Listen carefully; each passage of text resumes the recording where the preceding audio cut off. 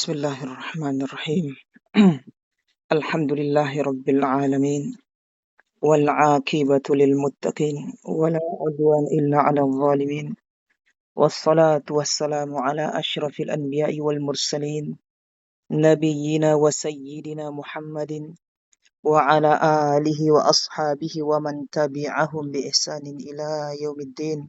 Subhanaka la ilma lana illa ma 'allamtana innaka antal alimul hakim. Allahumma 'allimna ma yanfa'una wanfa'na bima 'allamtana wa zidna ilman ya Fattahu ya Karim. Alhamdulillah ya ikhwas semua, kembali kita dipertemukan lagi oleh Allah Subhanahu wa taala. Sungguh ini merupakan nikmat yang sangat agung, sangat besar ya ikhwan, yang dimana Allah masih memberikan kesempatan kepada kita untuk menuntut ilmu, untuk mendalami ilmu. Rasulullah SAW bersabda dalam hadis yang sahih, "Man yuridillahu bihi khairan yufaqihu fiddin." Siapa saja yang Allah inginkan kebaikan pada dirinya, maka Allah akan menjadikan dia faqih fiddin dalam agama. Dalam agama Allah Subhanahu wa taala. Jadi termasuk tanda bahwasanya Allah menginginkan kebaikan pada diri seorang hamba, dijadikannya dia sebagai penuntut ilmu dan seorang alim. Derajat penuntut ilmu dan orang alim sama ya ikhwan. Keutamaannya, pahalanya sama. Tapi sebagaimana yang ditegaskan oleh para ulama. Ini nikmat yang sangat besar, sangat agung. Maka orang yang diberikan kesempatan yang banyak, demikian juga kemampuan dari sisi akal, bisa berpikir, kemampuan dari sisi harta, waktu, maka merugi tidak memanfaatkan kesempatannya untuk menuntut ilmu, khususnya di zaman kita yang penuh dengan fitnah ini. Fitnah syahwat dan fitnah syubhat. Taib ya ikhwan, kita masuk bab yang baru. Kita terhenti pada perkataan muallif, yaitu Mansur bin Yunus al-Buhuti rahimahullahu ta'ala, yaitu awqatun nahyi. Setelah muallif menyebutkan solat, jenis-jenis solat yang sunnah, solat yang sunnah, macam-macamnya, jenis-jenisnya, berikut hukum-hukumnya, beliau membuat bab setelahnya, yaitu awqatun nahyi. Bab pembahasan tentang waktu-waktu yang terlarang untuk menunaikan sholat. Ini termasuk kasih sayang Allah, nampak pada syariatnya. Yang dimana Allah Subhanahu wa taala tidak menginginkan kita itu mengisi waktu kita dengan sholat. Tapi Allah Subhanahu wa taala, Zat yang Maha Penyayang, masih memberikan jeda. Yang dimana ada waktu yang kita terlarang untuk melaksanakan sholat. Coba perhatikan ya. Nah, waktu terlarang ini, siapa saja yang melaksanakan padanya, maka sholatnya tidak sah. Sholatnya tidak sah ya kan. Awqatun nahi, apa saja waktu-waktu terlarang? Kata beliau, perhatikan ikhwah, wa awqatun nahyi min tulu'il fajri hatta tartafi'a syamsu qadra rumhin wa inda qiyamiha hatta tazula. Taib.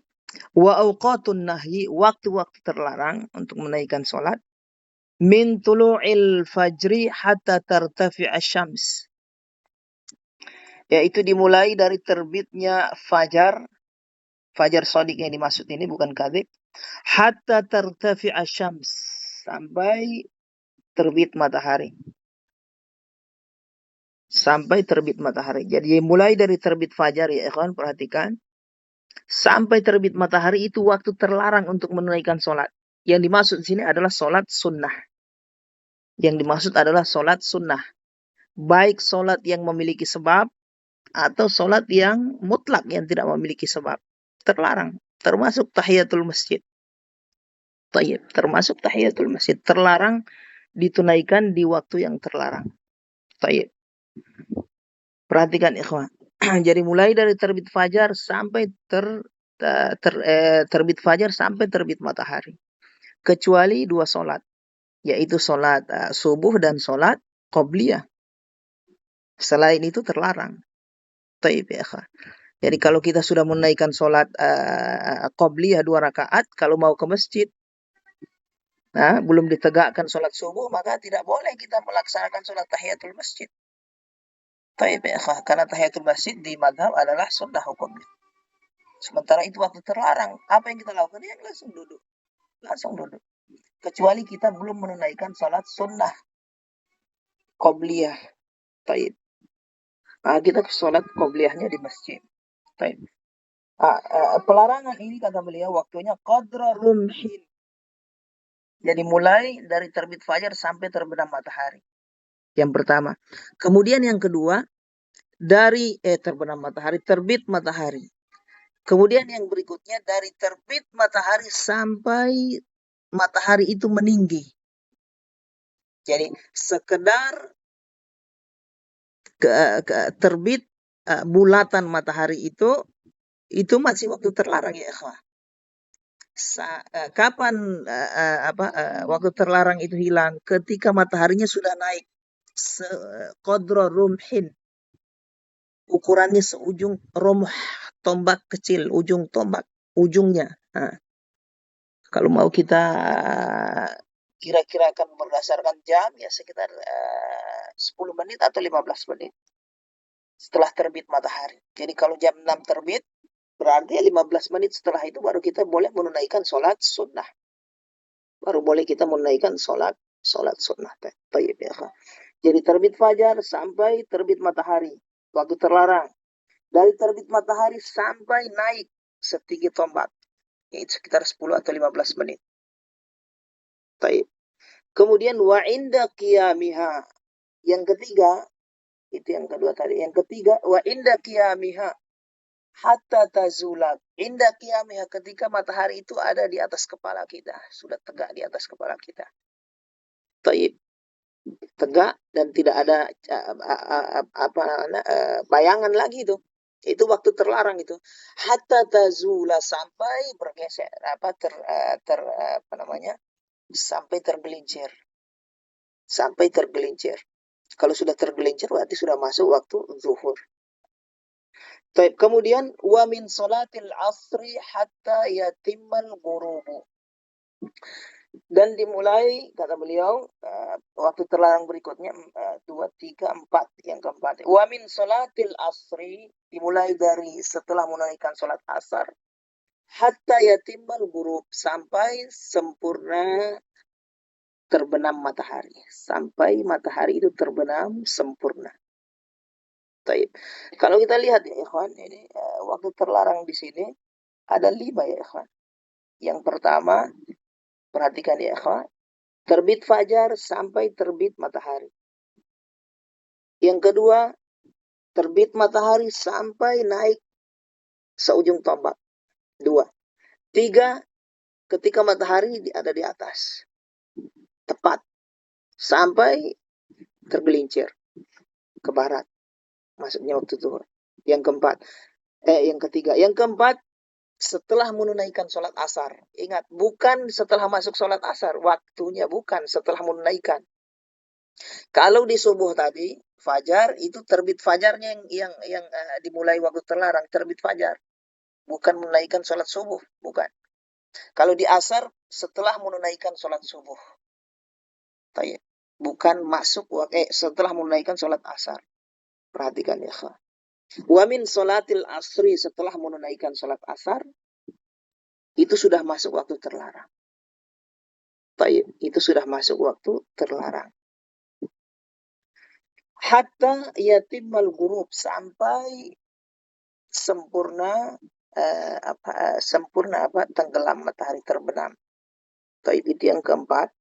Yang kelima, perhatikan ya ikhwan, yang kelima, waktu mau tenggelam itu ya ikhwan. Jadi dibagi dua. Ini tenggelam matahari ini dibagi dua. Setelah menunaikan sholat asar sampai tenggelam. Baik, perhatikan ya ikhwan. Nah, begitu dimulai tenggelam matahari, itu waktu terlarang yang lain ya ikhwan. Kan bulatannya itu sudah mulai tenggelam, itu waktu yang lain. Sampai hilang. Jadi 5 semua ya ikhwan. Jadi waktu terlarang ini dibagi dua, ada yang mughallaghah, ada yang mukhaffafah. Taib. Atau kita bisa bagi dalam bentuk yang lain, penamaan yang lain, yaitu waktu yang panjang dengan waktu yang pendek.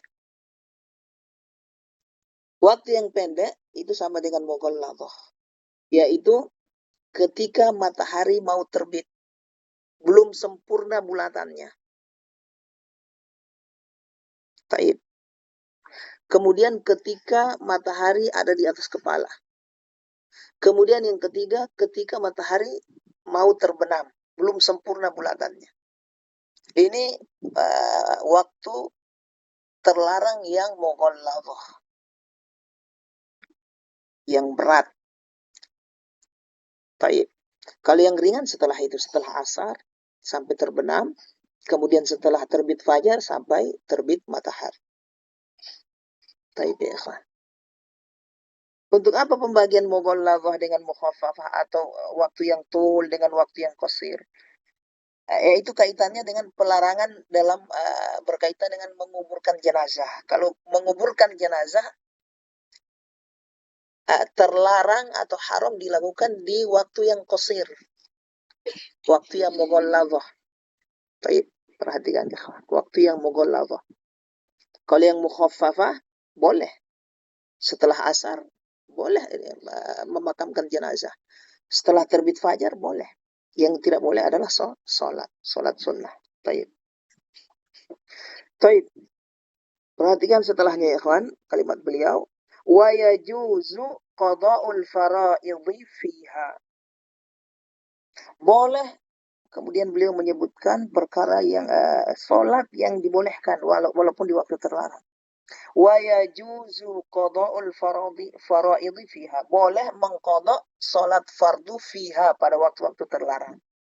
Jadi walaupun di waktu terlarang, baik terlarang yang qasir atau yang tawil atau mughalladhah mukhaffafah, itu boleh mengqada' salat fardu. Taib. Atau bukan hanya mengqada' salat fardu yang lain, salat wajib yang lain seperti salat nazar, walaupun di waktu terlarang karena itu salat wajib, boleh. Taib, ini dikecualikan. Kemudian dua rakaat tawafi, 2 rakaat tawaf setelah tawaf. 2 rakaat setelah tawaf kan kita disunahkan untuk sholat 2 rakaat di makam Ibrahim. Baik. Nah, ini 2 rakaat ini walaupun di waktu terlarang hukumnya boleh. Perhatikan ya, Kak. Kemudian yang dikecualikan berikutnya yang boleh walaupun di waktu terlarang. Wa i'adatu jama'atin uqimat wa huwa bil masjid. Wa i'adatu jama'atin, mengulang salat jamaah uqimat yang sedang ditegakkan atau uqimat yang sementara diiqamahkan, ditegakkan, wa huwa bil masjid, dan pada saat itu dia ada di masjid.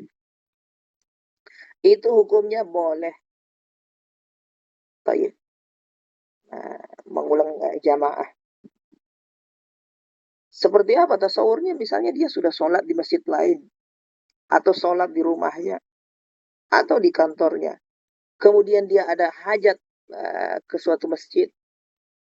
Begitu dia masuk di masjid tersebut, masjid ternyata baru mau sholat. Baru mau sholat. Sholat misalnya waktu terlarang, misalnya waktu asar. Setelah dia menunaikan sholat asar, kan terlarang baginya untuk menunaikan sholat. Ya kan? Dia ada di masjid, masuk di masjid tersebut, duduk-duduk, tiba-tiba iqamah masjid itu. Mau sholat mereka, jamaahnya. Nah, walaupun waktu terlarang bagi orang tadi ini, boleh baginya sholat berjamaah bersama mereka. Seperti mengulang sholat asarnya dia. Boleh, tidak terlarang. Itu yang dimaksud oleh beliau sini. Boleh. Wa i'adatu jama'atin, mengulang jamaah. Mengulang sholat fardu yang sudah dia lakukan secara berjamaah di masjid. Uqimat, yang ditegakkan, wa huwa bil masjid, dan pada saat itu dia ada di masjid. Baik, perhatikan. Artinya kalau dia tidak di masjid, dia menyengaja mau masuk masjid, maka tidak boleh, tidak boleh. Di waktu terlarang tidak boleh. Tidak sah sholatnya. Sudah sholat asar, dia lihat orang sementara iqomah di masjid situ, dia sengaja masuk mau mengulang jamaah, tidak boleh. Taib. Mau mengulang sholatnya tidak boleh. Karena itu waktu terlarang. Taib. Yang boleh itu kalau saat dia tidak sengaja dan saat itu dia ada di masjid. Taib. Kemudian warok'ata fajrin qabla fardhihi, perhatikan. Dan 2 rakaat fajar yaitu qobliyah subuh qabla fardhihi, sebelum subuh, sebelum fardunya. Boleh. Kan terbit fajar sampai terbit matahari itu kan waktu terlarang. Kecuali qobliyah subuh. 2 rakaat fajar itu yang kita tahu. Taib. Qobliyah subuh itu boleh. Taib, kalau yang wajibnya apalagi? Qabla fardhihi. Taib ya. Perkataan beliau qabla fardhihi, kata beliau warok'ata fajrin, melaksanakan 2 rakaat fajar, maksudnya qobliyah subuh, qabla fardhihi, sebelum fardunya, sebelum subuhnya, mengeluarkan, perhatikan, mau mengihtiros, mengeluarkan, kalau dia laksanakan 2 rakaat sunnah qobliyah ini, dia qadha setelah subuh, tidak boleh. Tidak boleh. Kenapa? Karena itu waktu terlarang. Jadi yang dibolehkan kalau dia laksanakan 2 rakaat sebelum subuh, ini sebelum subuh gitu. Taib. Kalau dia terluput misalnya, lupa, tertidur misalnya, tidak sempat, maka dia harus laksanakan setelah terbit matahari. Setelah terbit matahari. Kenapa? Karena waktu itu kan waktu terlarang. Nanti kalau sudah terbit matahari, seujung tombak, setelah terbit naik seujung tombak, baru dia boleh mengqadha sholat qobliyah subuh. Tidak boleh dia qadha setelah sholat subuh. Karena itu waktu terlarang. Jadi qobliyah subuh hanya boleh dilakukan sebelum subuh. Itu dibolehkan. Itu maksud perkataan beliau, warok'ata fajrin, 2 rakaat fajar yaitu qobliyah subuh, qabla fardhihi, yang dilaksanakan sebelum fardunya, sebelum sholat subuh. Artinya kalau setelah sholat subuh tidak boleh. Gitu. Perhatikan ikhwah, koid-koidnya, ikatan-ikatan kriteria yang beliau sebutkan ini penting. Ini akan melatih kita untuk menjadi faqih. Taib, melatih kita menjadi faqih. Saya nasihatkan kepada ikhwan semua, antum perbanyak kalau ada kajian ilmu, membaca, mengkaji kitab seperti ini akan membuat antum kuat dalam ilmu. Adapun kajian tematik itu ya artinya apa ya? Ada fungsi, itu fungsi bagi orang yang memang belum, yang tidak ingin mendalami, menjadi orang yang kuat dalam ilmu. Sekedar ya memotivasi mereka supaya rajin beramal, kemudian supaya bisa istiqomah. Tapi ingin fakih, ingin menjadi orang yang lebih bermanfaat bagi Islam, bagi umat Islam, lebih bermanfaat, bisa mengajar kepada orang lain. Ini harus berikan kesungguhanmu, berikan waktumu, pengorbanan harta, waktu, tenaga, dan seterusnya. Taib. Model seperti ini belajar akan membentuk kita menjadi faqih. Taib. Wa yahrumu, kata beliau, yahrumu tatawu'un bima adaha fiha. Kata beliau, wa yahrumu haram tatawu'un, melaksanakan sholat sunnah, sholat tatawu', bima adaha, dengan sholat adaha, yang selain yang di atas. Perhatikan. Haram melaksanakan sholat tatawu' bima adaha, dengan sholat yang selain di atas ini. Maksudnya yang di atas ini boleh, ini yang dikecualikan itu. Qada'ul fara'id, rak'atat tawaf, i'adatu jama'atin uqimat wa huwa fil masjid, wa rak'ata fajrin qabla fardhihi. Itu maksudnya. Yang selain itu, bima adaha, yang selain itu. termasuk tahiyatul masjid terlarang. Ya. Selain yang beliau sebutkan ini terlarang, tidak boleh. Dari sholat sunnah, ya. Perhatikan. Kalau dilaksanakan di waktu terlarang. Fiha, di waktu terlarang. Wa yahrumu tatawu'un, haram melaksanakan sholat tatawwu' bima adaha, dengan bima adaha, dengan sholat adaha yang selain di atas ini. Yang selain di atas ini, itu yang dikecualikan. Selain itu yang dilarang, yang di atas boleh. Fiha, di waktu-waktu terlarang. Fiha, kembali ke awqatun nahyi. Hatta ma lahu sababun. Hatta, walaupun ma lahu sababun, sholat yang memiliki sebab. Taib. Sholat sunnah itu terbagi dua. Ada sholat sunnah yang muqayyad, ada yang mutlak. Muqayyad, yaitu yang terikat dengan tempat, dengan waktu, dengan tempat, waktu, kondisi tertentu, ada keutamaan tertentu. Kalau mutlak, sholat saja begitu. Taib. Nah, sholat muqayyad ini yang terikat dengan waktu tertentu, tempat tertentu, kondisi tertentu. Seperti sholat duha, sholat witir, taib. Sholat duha, sholat witir, sholat tarawih, itu sholat-sholat yang muqayyad ya ikhwan. Sholat rawatib, qabliyah, ba'diyah, dan seterusnya. Nah, ini diibaratkan oleh beliau, malahu sababun. Malahu sababun, sholat yang memiliki sebab. Termasuk tahiyatul masjid. Sholat yang muqayyad. Yang malahu sababun, memiliki sebab. Nah, sholat yang muqayyad atau yang memiliki sebab ini terlarang juga. Bukan hanya sholat yang mutlak. Sunnah mutlak. Bukan hanya yang tidak memiliki sebab. Dua-duanya terlarang kecuali yang beliau sebutkan di atas itu. Pengecualian. Tayyib ya akha.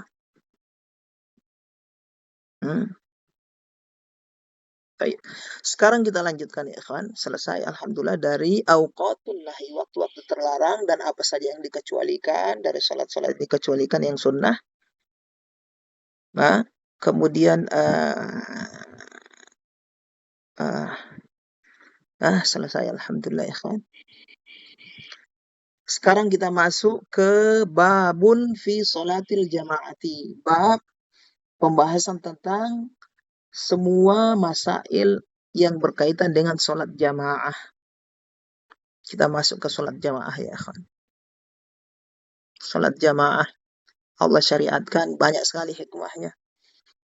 Hikmah di antara hikmahnya ya untuk mempererat hubungan kita, saling mengenal, mempererat, ketika saling bertemu, saling mengenal, saling tahu kondisi, supaya mengetahui kondisi seorang ya dengan ketika bertemu.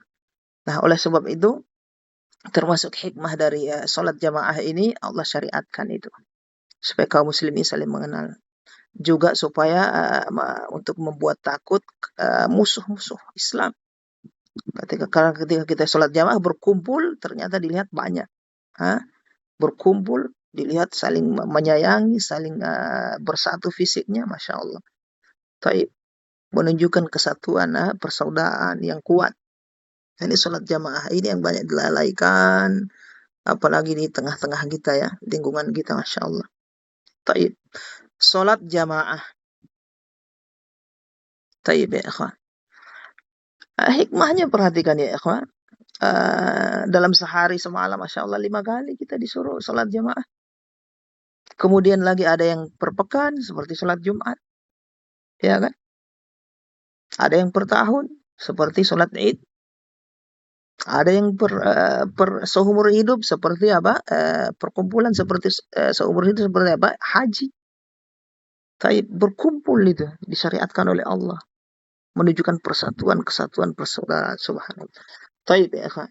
Kemudian ya ikhwan kata beliau, wa salatul jama'ati talzamur rijala lil khamsi al muaddati ma'al qudrati la syartun.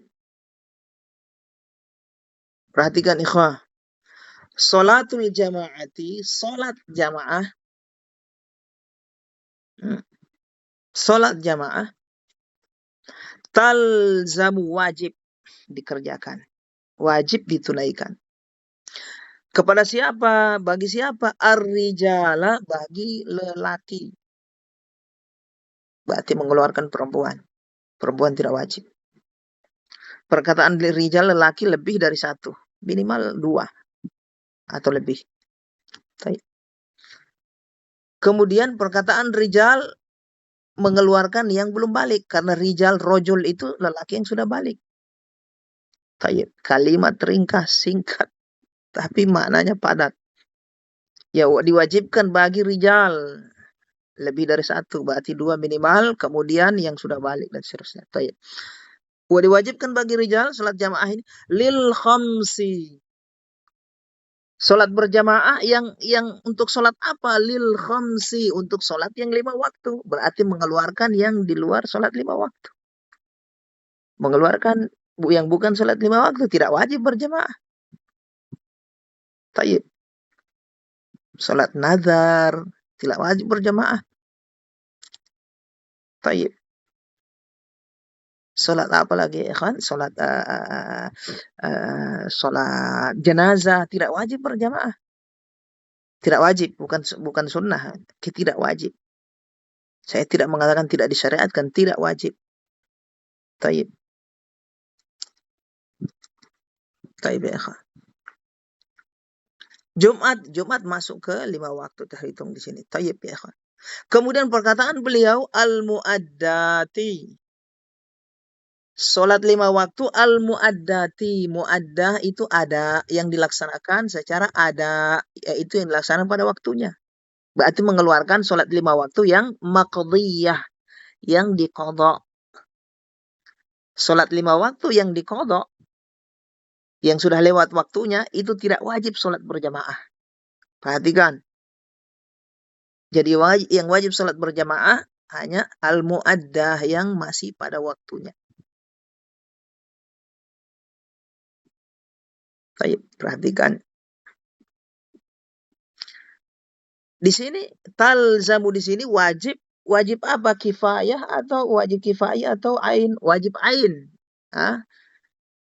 Wajib ain, mazhab wajib ain salat jamaah itu. Apakah mukim dengan safar? Mukim saja, bukan safar. Hatta safar. Mukim dan safar wajib salat berjamaah di mazhab Hambali. Perhatikan. Walaupun safar wajib salat berjamaah.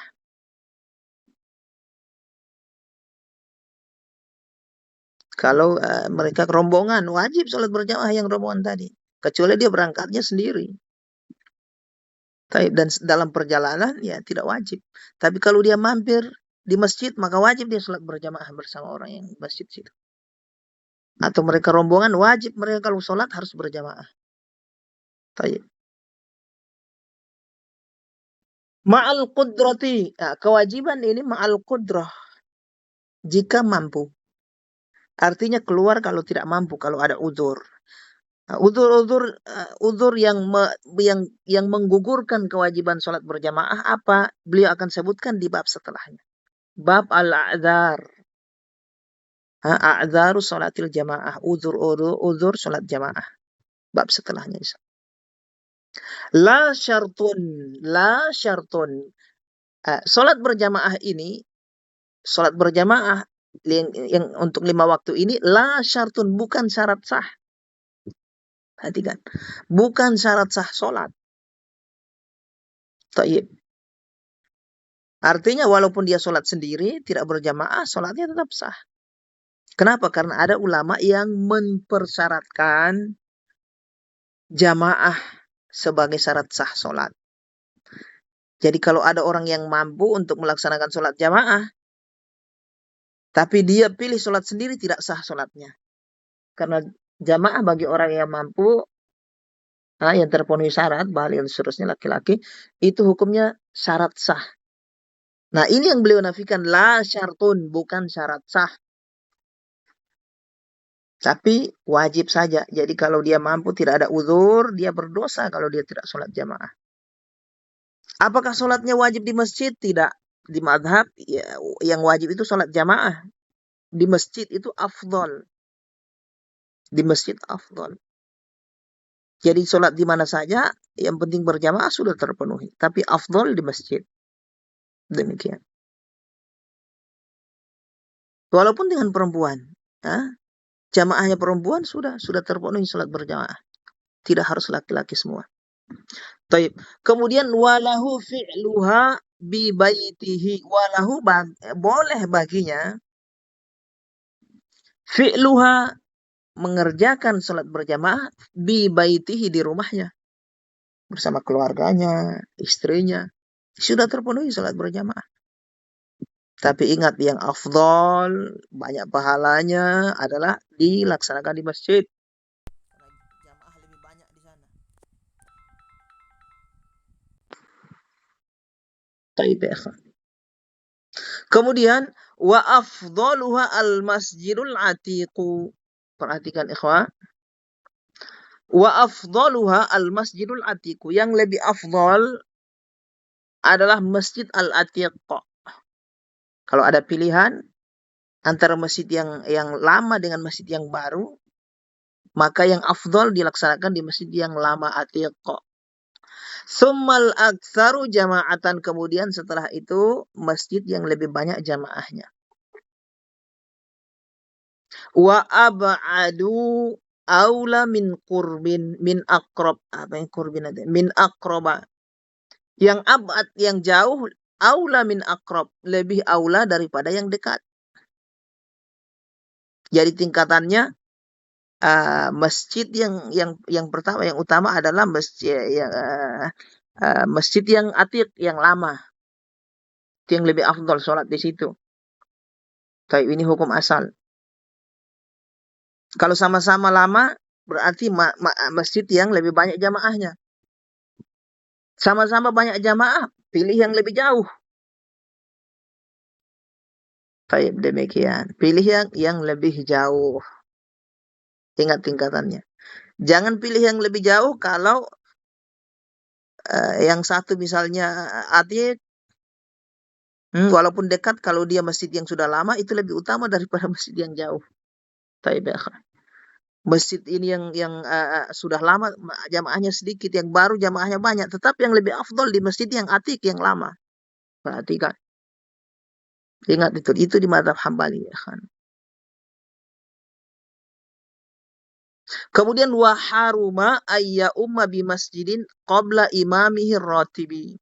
Haram an ya umma, dia itu mengimami bi masjidin, di sebuah masjid, qabla imamihi ratib, sebelum imam ratib, illa bi idnihi, kecuali izin si imam ratib itu, au ma'a udrihi, atau ada uzurnya. Jadi di sebuah masjid ada imam ratib. Imam ratib itu imam seperti apa? Ingat tasawur, jangan sampai salah ya. Imam ratib itu imam yang sudah ditetapkan menjadi imam tetap di sebuah masjid. Baik ditunjuk oleh pemerintah atau ditunjuk oleh jamaah yang ada di situ. Mereka sepakat dia sebagai imam, atau ditunjuk oleh DKM masjid, pengurus masjid, dia sebagai imam. Itu imam ratib berarti. Baik. Nah, dia punya hak di situ. Tidak boleh orang serobot-serobot jadi imam. Imam. Kata beliau, haram orang lain masuk nyerobot menjadi imam, sementara di situ ada imam ratib, kecuali dia sudah izinkan. Kalau dia belum izinkan, tidak boleh, haram. Kemudian atau ada uzur, dia sakit atau keluar daerah, atau ada uzur kesibukan yang menyebabkan dia lambat untuk menunaikan sholat berjamaah. Taib, maka seperti itu boleh yang lain menggantikannya. Taib. Perhatikan ikhwah. Perkataan beliau, di masjid yang ada imam ratibnya, berarti mengeluarkan masjid yang tidak ada imam ratibnya. Belum ditunjuk imam ratibnya, maka itu ya siapa saja. Yang seperti itu berarti kita kembali ke mana yang sifat-sifat afdol untuk menjadi imam. Sudah lewat kan ya? Di bab apa? Belum ya. Mana yang lebih afdol di Kaukaul Qorib itu sudah lewat kita. Sifat-sifat imam yang lebih afdol, kriteria imam yang lebih afdol. Seperti apa dia yang lebih aula untuk dijadikan imam ketika tidak ada imam ratib. Perhatikan. Wa man shalla thumma uqimat sunnah ayyu'ida ghaira maghribin. Taib ya ikhwah. Kita cukupkan sampai di sini ya ikhwah. Insyaallah malam apa ya? Malam Sabtu kita lanjutkan lagi ya ikhwan. Jazakumullah khairan ya ikhwan. Mudah-mudahan menjadi ilmu yang bermanfaat. Mudah-mudahan amalan kita diterima oleh Allah Subhanahu wa taala, dijadikan ikhlas, termasuk puasa kita, tayyib taubat kita kepada Allah Subhanahu wa taala dari dosa-dosa diterima oleh Allah Subhanahu wa taala, dan dosa-dosa kita diukurkan di bulan Ramadan ini. Dan kita diberikan kemudahan dari segala urusan yang baik. Disembuhkan orang-orang yang sakit di antara kita. Allahumma salli wa sallim ala nabiyyina Muhammad. Subhanakallahumma bihamdika asyhadu an la ilaha illa anta astaghfiruka wa atubu ilaik. Assalamualaikum warahmatullahi wabarakatuh.